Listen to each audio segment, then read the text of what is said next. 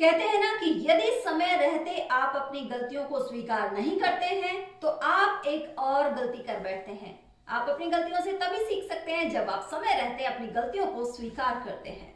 सभी को मेरा प्रणाम। सत्यदास मोटिवेशन में आपके साथ मैं हूं तोशी। प्रेरणा की एक नई कहानी आपके लिए।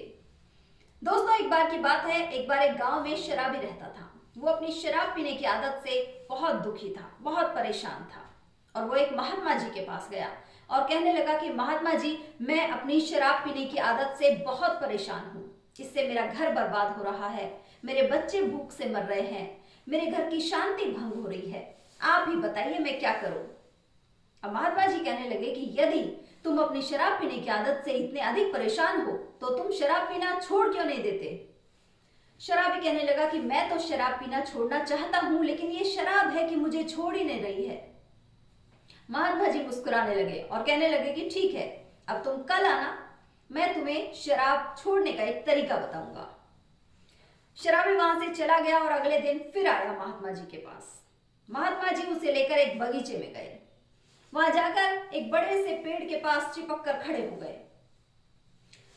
शराबी काफी देर तक इंतजार करता रहा, लेकिन महात्मा जी पेड़ के पास चिपक कर खड़े ही रहे।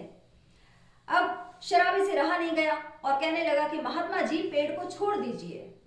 अब महात्मा जी कहने लगे कि मैंने पेड़ को नहीं पकड़ रखा है, पेड़ ने ही मुझे पकड़ रखा है। शराबी कहने लगा कि महात्मा जी, मैं शराबी हूं, लेकिन मैं मूर्ख नहीं हूं।